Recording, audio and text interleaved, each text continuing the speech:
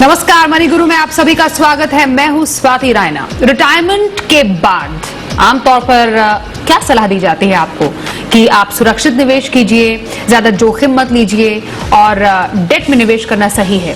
लेकिन महंगाई को ध्यान में रखते हुए क्या ये सही स्ट्रैटेजी हमेशा होगी? क्या आपको इसके लिए इक्विटी में निवेश करना चाहिए? रिटायरमेंट के बाद सही रणनीति क्या हो, इस पर आज हम चर्चा करने जा रहे हैं। हमारे साथ हैं certified financial planner Harshvardhan Rungta. Harshvardhan, स्वागत है आपका। क्या खास चर्चा आज शो में करने जा रहे हैं, उस पर एक नजर डाल लेते हैं। आज हम शो में जानेंगे रिटायरमेंट के बाद क्या इक्विटी में निवेश करना चाहिए, रिटायरमेंट के बाद इक्विटी चुनने से क्या हो सकते हैं फायदे, 60 के बाद 68 के लिए डेट फंड में निवेश करना होगा बेहतर, साथ ही रिटायरमेंट प्लानिंग कब और कैसे करें। हर्षवर्धन, ये कॉन्सेप्ट मैं आपसे समझना चाहती हूं। जब हम कह रहे हैं कि रिटायरमेंट के बाद इक्विटी, क्योंकि रिटायरमेंट के बाद तो शायद जो सीनियर सिटीजन्स हैं वो चाहते हैं कि ज्यादा से ज्यादा जोखिम न लें, अच्छे से अच्छा रिटर्न मिले और सुकून से अपनी जिंदगी बिताएं। तो जिससे पहले हम डिटेल में चर्चा करें, 3 पॉइंटेड रीजंस मैं आपसे समझना चाहती हूँ रिटायरमेंट के बाद इक्विटी क्यों। स्वाति, देखिए, आपने सही कहा कि अगर कोई इंसान जब रिटायर होता है वो ये मानते हैं कि भाई मुझे एक रेगुलर इनकम चाहिए, मुझे रिस्क अपने पैसों से लेना नहीं है। और ये एक बहुत ही कॉमन एटीट्यूड और अप्रोच है जो काफी हद तक सही भी है। अब ये आपको समझना है इसका इम्प्लीकेशन क्या है। हम एक एग्जाम्पल के साथ समझते हैं। मान लीजिए एक इंसान है, वो 1 करोड़ रुपए के साथ रिटायर हुए, उनका जो रिटायरमेंट बेनिफिट मिला है वो पूरा मिला के 1 करोड़ रुपया है। और वो चाहते हैं कि मुझे 50,000 रुपए हर महीने के मिलने चाहिए ताकि मेरे खर्चे जो है, डेली एक्सपेंसेस मेरे जो 50,000 के हैं वो मेरे पूरे हो जाए इस 1 करोड़ रुपए से। तो बहुत नेचुरल सी बात है, तो क्या करेंगे, एक बैंक में फिक्स डिपॉजिट करेंगे जहां पे हमें 6% आसपास ब्याज मिलता हो। और 1 करोड़ रुपए का 6% ब्याज मिलता है तो वो 6 लाख रुपया साल का हो गया, जो है 50,000 रुपए महीने। तो हम ये कर समझ के 1 करोड़ रुपया बैंक में लगा देते हैं और हमारे खर्चे पूरे हो गए, कैश फ्लो आने लग गया और हमें कोई दिक्कत नहीं हो रही। लेकिन हमें समझना है कि ये जो 50,000 रुपए आप समझ रहे हैं आपके महीने के खर्चे हैं, ये आज की तारीख में है। ये खर्चे आपके हर साल बढ़ते रहेंगे महंगाई दर के हिसाब से। तो अगर महंगाई दर 7% की, अगर 7% हम देखें कि हर साल खर्चे बढ़ते, इन्फ्लेशन रेट अगर 7% है, यही जो आपका महीने का खर्चा 50,000 रुपए आज की तारीख में है, ये 65 की उम्र में 5 साल बाद ये बन जाएगा 70,000 रुपए हर महीने का। और आप जब 70 साल के होंगे, जब आप 10 साल आफ्टर रिटायरमेंट, ये खर्चा महीने का 1 लाख रुपए हो जाएगा। तो आपके जो 50,000 के खर्चे आज के थे, ये 70,000 5 साल बाद और 10 साल बाद 1 लाख रुपए महीने का हो जाएगा। अब जो फिक्स डिपॉजिट आपने की थी उस पर तो आपको 6% ब्याज ही मिल रहा है। हो सकता है कि आगे जाते हुए इनफैक्ट और कम हो जाए, लेकिन बढ़ने की तो गुंजाइश हमें लगती नहीं है। तो मान लीजिए कि 6% भी है, घटता नहीं है। अगर घट गया तो डबल प्रॉब्लम है, लेकिन अगर घटता नहीं है तो भी आपको सिर्फ 50,000 रुपए हर महीने के मिल रहे हैं जाके, और इसके सामने जो आपके खर्चे हैं वो 70,000 और 1 लाख रुपया हो गया। तो आगे जाते हुए आप अपने खर्चे कैसे निकालेंगे, इन चीजों का भी ध्यान आपको 60 साल की उम्र में ही लगाना है। जब आपके अभी जो आपके हाथ में पैसे आए हैं, वही पैसों को आपको प्लान करना है कि 5 और 10 साल बाद मुझे कैसे खर्चे मिलेंगे। तो ये बहुत जरूरी एलिमेंट होता है जो अक्सर हम भूल जाते हैं हमारे रिटायरमेंट के बाद की प्लानिंग करने में। तो इसके उपाय क्या है, इसमें क्या क्या ऑप्शंस हम इंक्लूड करके अपनी प्लानिंग कर सकते हैं, वो डेफिनेटली अपने जो फाइनेंशियल एडवाइजर है उनके साथ बैठ के समझिए, और जो आपको सूट करता है उस हिसाब से कोई कॉम्बिनेशन लेके आपको अपने पोर्टफोलियो में थोड़ा बहुत इक्विटी ऐड करना ही होगा। और कैसे रिस्क टेकिंग प्रोफाइल है, क्या नहीं है, वो देखते हुए आप एक प्रोफाइल बनाएं। एक उदाहरण दे सकता हूं मैं। मान लीजिए रिटायरमेंट के टाइम ही आप ये सोचते हैं कि मैं 80 लाख का 80 लाख 80%। हम आपसे ये उदाहरण समझते हैं, हम आपसे समझते हैं इस एग्जाम्पल को। इनफैक्ट मैं थोड़ा सा अब इसको ब्रेक डाउन करना चाहती हूँ थोड़ा और।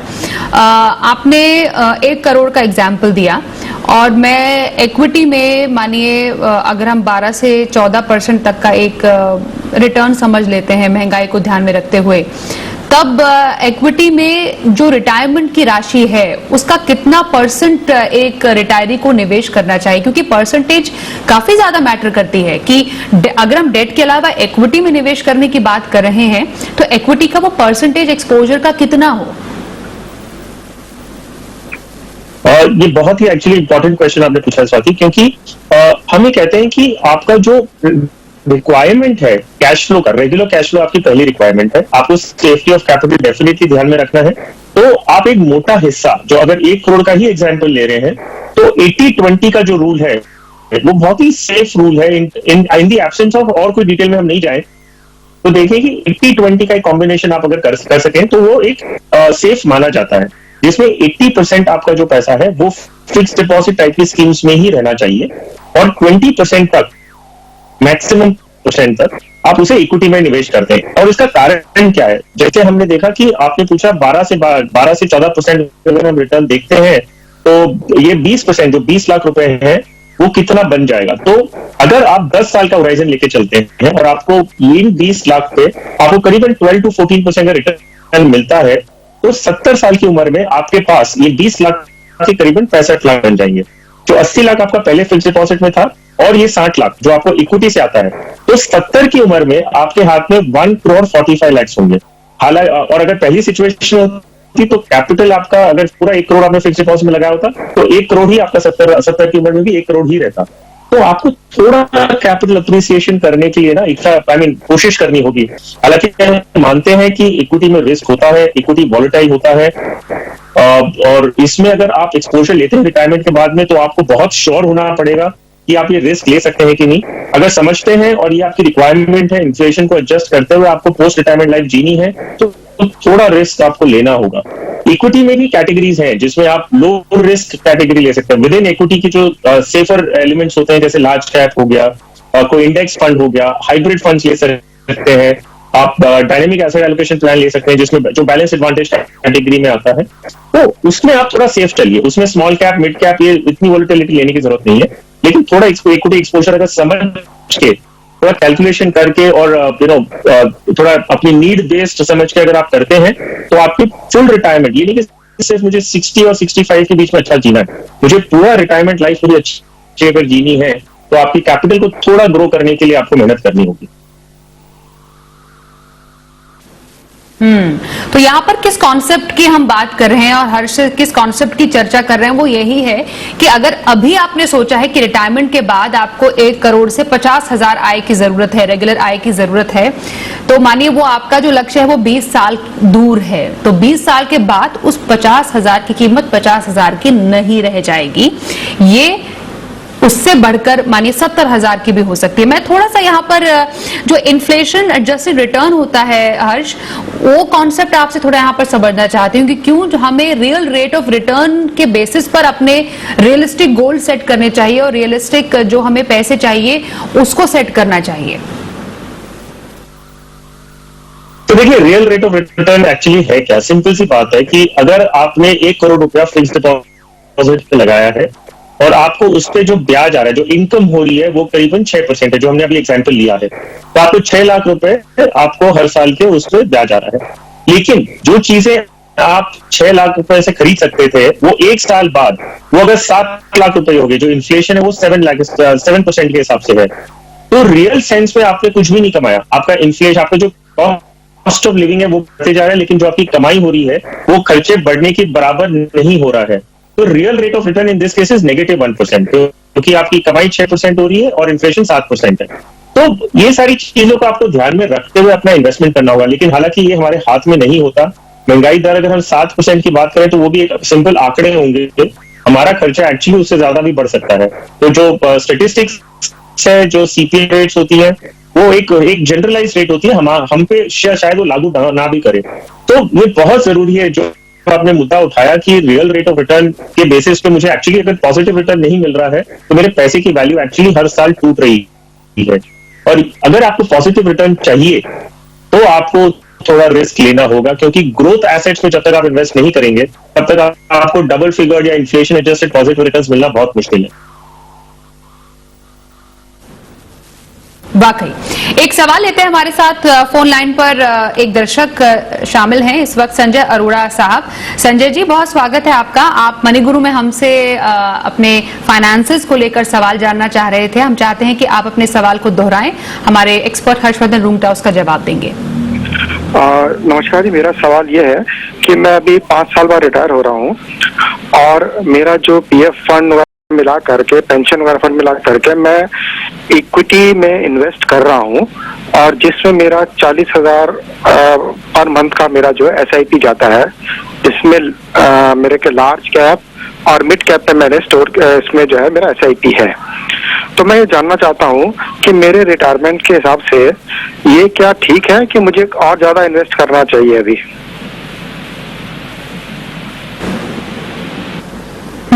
कितनी कुल राशि आप निवेश कर रहे हैं संजय जी इन फंड्स में? मेरी एक्चुअल में अभी तक जो है 23 लाख के आसपास इक्विटी में है और 40,000 पर मंथ का मैंने SIP कर रखा है अलग अलग म्यूचुअल फंड्स में, और मेरा प्लान है 5 साल तक सिर्फ इन्वेस्ट करना है, उसमें से कुछ निकालना नहीं है।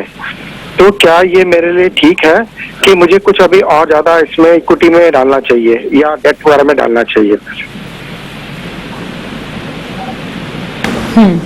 तो इनका पूरा म्यूचुअल फंड पोर्टफोलियो हर्षवर्धन आप भी देख पा रहे हैं और ये जानना चाहते हैं कि क्या ये सही स्ट्रैटेजी पर हैं? संजय जी देखिए, आपका पोर्टफोलियो मैंने देखा है तो इसमें आपका जो अप्रोच है, जो आप डेट इक्विटी एलोकेशन के बेसिस पे जो इन्वेस्ट कर रहे हैं, ये अप्रोच आपका सही है। Asset allocation point of view से इक्विटी और डेट का जो मैं बात कर रहा हूँ, अनफॉर्चुनेटली आपका जो एक बहुत बड़ा डेट का जो एलोकेशन है वो Franklin ultra short term fund में अटका हुआ है। हम उम्मीद करते हैं कि जब बहुत ही जल्दी आपका इसका सोल्यूशन निकला और ये पैसे यूज कर पाए। तो डेट एलोकेशन ठीक है, लेकिन उसमें डेफिनेटली जैसे मैंने कहा कि एक स्कीम में आपके पैसे अटके हुए हैं। जो आपकी इक्विटी स्कीम्स है वो आप देखेंगे कि बहुत सारी स्कीम्स आपने अपने पोर्टफोलियो में जोड़ रखी है और बहुत डुप्लीकेशंस है, तो इसमें आप थोड़ा बदलाव कर सकते हैं, जो मैं अभी आपको सुझाव देता हूँ। पहले हम डेट की बात कर रहे थे। डेट में जो आपके axis, Franklin and PSU fund और फ्रैंकलिन की स्कीम्स है वो बने रहे फिलहाल, और जब फ्रैंकलिन के पैसे वापस आ जाएंगे तब हम उसे शिफ्ट करना हो, कहाँ इन्वेस्ट करना हो, वो हम उस पर आपको सलाह बाद में दे सकते हैं। जो ELSS स्कीम्स में आप कर रहे हैं, आप मिराइट टैक्स सेवर में कंटिन्यू करते रहे। फ्रैंकलिन टैक्स शील्ड की आपकी जो इन्वेस्टमेंट है, जब लॉक इन खत्म हो जाए तो उसमें से आप निकाल लीजिएगा, और ये पैसे जब आप आने के बाद आप एक नॉन ELSS स्कीम में इन्वेस्ट करिएगा जिसमें लॉक इन नहीं होगा, क्योंकि रिटायरमेंट के बाद में आपको अगर नॉन लॉक इन स्कीम्स है तो आपके ज्यादा फायदेमंद होती है, लिक्विडिटी रहती है। अगर आप उसमें SWP सेटअप करना चाहते हैं तो वो भी आप कर पाएंगे। Large and mid cap category में आपकी जो स्कीम्स है वो आप सारी रिटेन करिए, except for Birla frontline equity fund. इसमें से निकाल के ये पैसे आप स्विच कर लें एक्सिस ब्लू चिप फंड में। मल्टी कैप में आप सारी मल्टी कैप स्कीम्स में फिलहाल कंटिन्यू करिए। जब ये रेगुलेशंस फाइनल हो जाएंगे और जो स्कीम्स में आपने इन्वेस्ट कर रखे हैं, जो अभी मल्टी कैप की सेबी ने नई गाइडलाइंस लाई है, आपकी स्कीम स्पेसिफिकली कौन सी कैटेगरी में अपने आप को रिकैटेगराइज करिए, एसेट जो डिफरेंट कैटेगरीज में अपने फंड डिस्ट्रीब्यूट करती है, उस बेसिस पे डिसीजन ले पाएंगे जब फाइनल डिटेल्स आती हैं। आपके पास जो thematic and value oriented funds हैं, इनमें आपको ये 3 स्कीम्स हैं आपके पास, जो मैं सजेस्ट करूंगा कि आप तीनों बंद कर दें और इनके पैसे जो है एक्जिस्टिंग फंड्स प्लस जो SIPs है वो आप शिफ्ट करके Canara Robeco equity hybrid fund में करें, जो आपके पास ऑलरेडी अपने पोर्टफोलियो में है। तो कंसोलिडेशन काफी हद तक हो जाएगा। हाइब्रिड फंड जो आपके पास है, जो Canara Robeco equity hybrid fund है, वो कंटिन्यू करें, और जैसे मैंने कहा जो thematic and value oriented funds आपके पोर्टफोलियो में है, उनके पैसे और उनका SIP भी इसी फंड में आप कंटिन्यू करते रहे। सो आई थिंक ये जो आप चेंजेस अपने पोर्टफोलियो में करेंगे, इससे काफी कंसोलिडेशन हो जाएगा, और उम्मीद करते हैं कि एज ए वेटेड एवरेज जो आपका डेट और इक्विटी का वेटेड एवरेज रिटर्न है ये इन्फ्लेशन से ज्यादा आप कमा पाएंगे। तो संजय जी, होपफुली आप इस सलाह पर अमल करेंगे और जो बदलाव करने हैं आपको अपने पोर्टफोलियो में वो आप जरूर करेंगे हमारे एक्सपर्ट की सलाह पर। फिलहाल वक्त एक ब्रेक का हो गया। ब्रेक के बाद रिटायरमेंट के बाद इक्विटी की कौन सी कैटेगरी में आप निवेश कर सकते हैं, साथ ही रिटायरमेंट प्लानिंग आपको शुरू कब करनी चाहिए, इस पर भी चर्चा होगी एक छोटे से ब्रेक के बाद।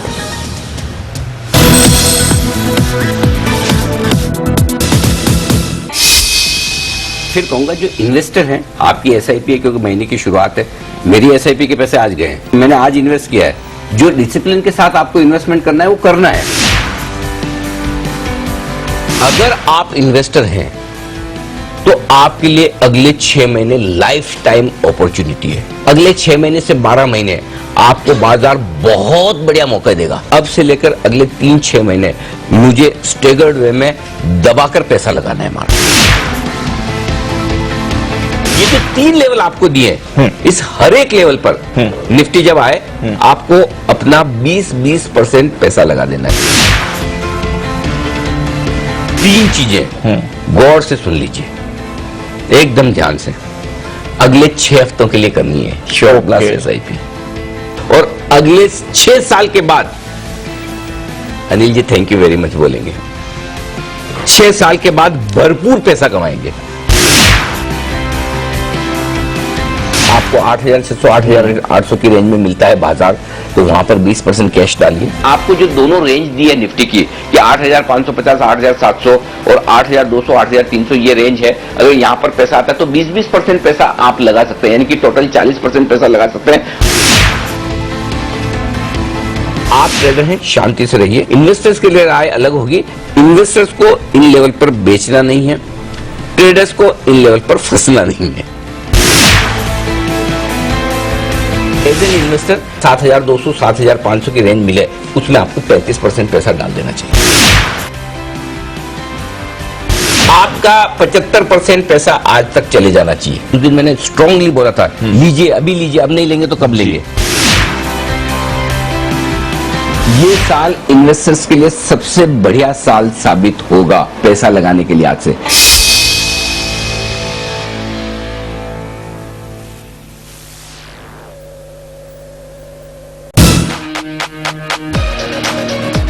मनी गुरु में आज हम चर्चा कर रहे हैं रिटायरमेंट के बाद इक्विटी क्यों जरूरी। हमारे साथ हर्षवर्धन रूंगटा है। हर्षवर्धन, रिटायरमेंट के बाद इक्विटी में निवेश करना है, आप कह रहे हैं 80-20 का फॉर्मूला अपनाना चाहिए, मतलब 80% डेट जरूर रखें लेकिन 20% पोर्शन इक्विटी को भी देना जरूरी है। तो ऐसी कौन सी कैटेगरीज है जिसमें 20% का निवेश हो? स्वाति देखिए, हम रिटायरमेंट के बाद में ये जरूर चाहेंगे कि हमारे कैपिटल पे हम कम से कम रिस्क लें। तो एक है बिल्कुल भी रिस्क नहीं ले, वो तो हमने बात कर ली कि थोड़ा रिस्क आपको लेना होगा, लेकिन उस इक्विटी में भी हम कितना कम से कम रिस्क ले सके वो आपको ध्यान में रखना है। तो इसमें लार्ज कैप माना जाता है कि रिलेटिवली स्टेबल होता है compare to the other categories of equity funds. तो लार्ज कैप एक कैटेगरी है जिसमें आप निवेश कर सकते हैं। Index funds large cap category का भी पैसिवली मैनेज फंड है, सो उसमें आप इंडेक्स फंड चूज कर सकते हैं। आप डायनेमिक एसेट एलोकेशन फंड्स जो बैलेंस एडवांटेज फंड कहते हैं कि वो मार्केट की जो लेवल है, मार्केट का पी लेवल हो गया या प्राइस टू बुक लेवल हो गया, वो बेसिस पे इक्विटी का एलोकेशन करते हैं। तो मान लीजिए आपने 10 लाख रुपए दिए हैं, पूरे का पूरा 10 लाख रुपए इक्विटी में नहीं जमा होता है, वो इक्विटी डेट का एक हाइब्रिड स्कीम है और इक्विटी एलोकेशन भी डिपेंड करता है कि मार्केट की वैल्यूएशन क्या है। तो अगर महंगा है, मार्केट का बहुत हाई पी पे चल रहा है तो इक्विटी कम होगा, और मार्केट अगर कम पी पे चल रहा है, लो पी पे चल रहा है, तो आपका इक्विटी एलोकेशन ज्यादा होगा। तो ये एक बहुत अच्छी स्ट्रैटेजी हो सकती है कि आप कम वॉलेटिलिटी के साथ में सही मार्केट लेवल पे इन्वेस्ट करते हैं। और तीसरा और लास्ट जो कैटेगरी है वो है हाइब्रिड फंड्स। हाइब्रिड फंड्स में आपको कंजर्वेटिव हाइब्रिड भी है जिसमें इक्विटी का एलोकेशन कम होता है और मान लीजिए 20 to 30% होगा, और अग्रेसिव हाइब्रिड फंड्स होते हैं जिसमें 65 to 70% इक्विटी होता है। तो म्यूचुअल फंड्स एक एक्चुअली ऐसा एवेन्यू है जिसमें हर रिस्क प्रोफाइल के हिसाब से आप अपना पोर्टफोलियो बना सकते हैं। तो ये लार्ज कैप इंडेक्स फंड्स हो गया, हाइब्रिड फंड्स हो गए या dynamic asset allocation funds, I think ये आप कैटेगरीज में से जहां आपकी रिस्क प्रोफाइल मैच करती है उस हिसाब से आप इन्वेस्ट कर सकते हैं। एक दर्शक का सवाल भी लेते हैं। हमारे साथ फोन लाइन पर शैलेंद्र कामत जी इस वक्त हैं। शैलेंद्र जी, आपका स्वागत है मनी गुरु में। आप अपना सवाल हमारे एक्सपर्ट से जानना चाह रहे थे जो आपने हमें लिखा था मेल पर। हम चाहते हैं कि आप उस सवाल को हमारे एक्सपर्ट को फिर बताएं और अपने निवेश से रिलेटेड क्या सलाह आप चाहते हैं। मेरे पिताजी एक्चुअली रिटायर्ड है और उनके पास 10 लाख इन्वेस्टेबल सरप्लस है, तो और प्लस वो 10,000 वो ही इज अ पेंशनर, तो उनके मतलब 10,000 वो पर मंथ और एक्स्ट्रा मतलब मंथली SIP की तरह और डाल सकते हैं। तो उनका ये है कि उनको FD से ज्यादा रेट ऑफ इंटरेस्ट चाहिए, उनका कोई ऐसा स्पेसिफिक गोल नहीं है। तो उसके लिए क्या करें हम लोग?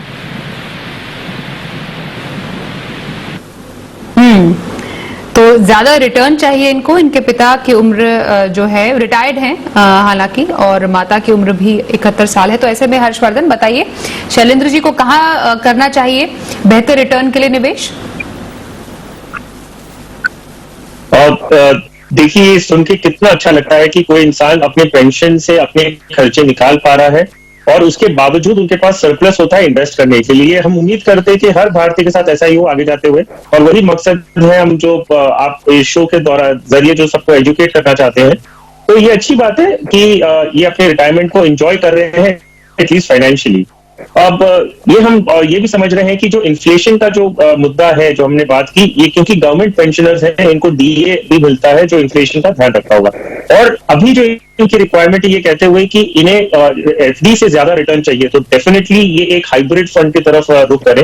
लेकिन क्योंकि उम्र 82 इयर्स एंड 71 ऐसी जो इतनी सीनियर एज है, मैं इन्हें कंजर्वेटिव हाइब्रिड फंड की सलाह दे रहा हूं, जिसमें इक्विटी का जो एलोकेशन होता है वो 20 to 30% होता है, बाकी डेट में होता है। तो थोड़ा बहुत हम इक्विटी फ्लेवर इसमें लाते हैं, तो उम्मीद करते हैं कि एफडी से ज्यादा रिटर्न आपको लॉन्ग टर्म में मिल सकता है।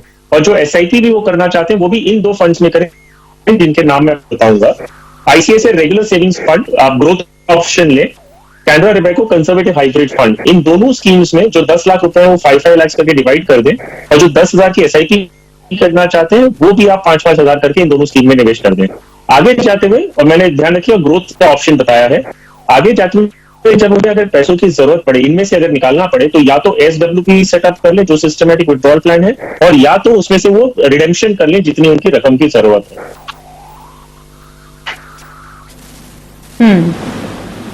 जी, तो शैलेश जी अपने माता पिता के लिए जो निवेश करना चाहते हैं उसके लिए एक पूरा निवेश स्ट्रैटेजी हर्षवर्धन ने आपको बता दी है। बहुत बहुत शुभकामनाएं आपको।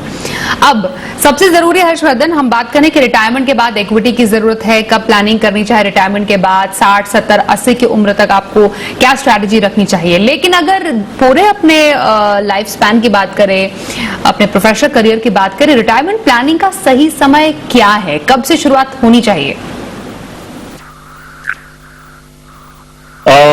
स्वाति, अभी हमने क्वेरी ली शैलेंद्र जी के, उनके पिताजी गवर्नमेंट सर्विस में थे और इन्हें पेंशन मिल रही है जिसके बाद उनके पास सरप्लस होता है। हम सब इतने लकी नहीं होते हैं, तो आपको ध्यान रखना है कि अगर हमें रिटायरमेंट की प्लानिंग करनी है तो आप अपनी पहली सैलरी से आपको अरेंजमेंट करना होगा।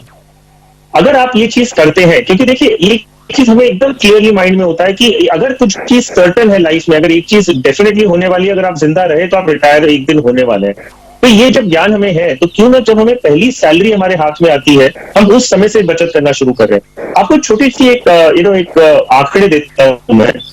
अगर एक इंसान 2,000 रुपए जमा करना शुरू करता है और 30 साल तक जमा करते रहता है, तो ये जाहिर सी बात है जब आप काम शुरू करें पहली सैलरी से अगर आपने 2,000 रुपए हर महीने के इक्विटी एसआईपी करने लगे 30 साल का होराइजन लेके, और अगर 14% आपको उस पर रिटर्न मिलता है, एनुअलाइज रिटर्न अगर 14% मिलता है जो इक्विटी में पॉसिबल है, अगर आपको ऐसा रिटर्न मिलता है तो 30 साल बाद ये 2,000 रुपए जो आपने जमा किए वो 1 करोड़ की राशि बन जाती है। और 2,000 रुपए अगर हम ये मान के चले कि हमें अलग रख देना, हमारी सैलरी आई नहीं, उतनी हमारी सैलरी कम आई है, तो हम डेफिनेटली अगर चाहें तो ये कर सकते हैं।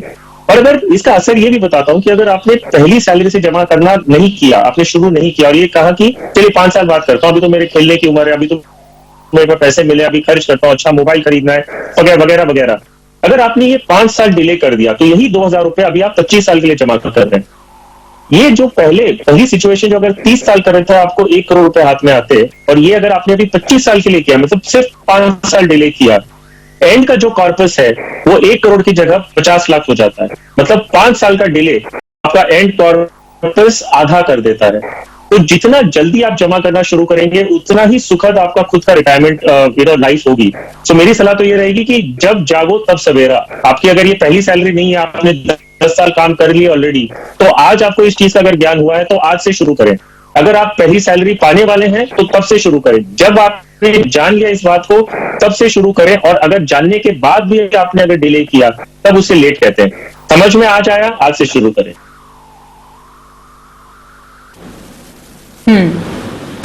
और इसी नोट के साथ आज के शो का अंत भी हम करते हैं। बहुत शुक्रिया रिटायरमेंट प्लानिंग पर आपने एक बहुत ही अच्छी चर्चा की, इसके लिए हमारे साथ मनी गुरु में शामिल हुए हर्षवर्धन, बहुत धन्यवाद आपका। तो इसी के साथ इस शो में बस इतना ही। वक्त एक छोटे से ब्रेक का हो गया है, लेकिन खबरों का सिलसिला जारी रहेगा। बने रहिए हमारे साथ, देखते रहिए जी बिजनेस।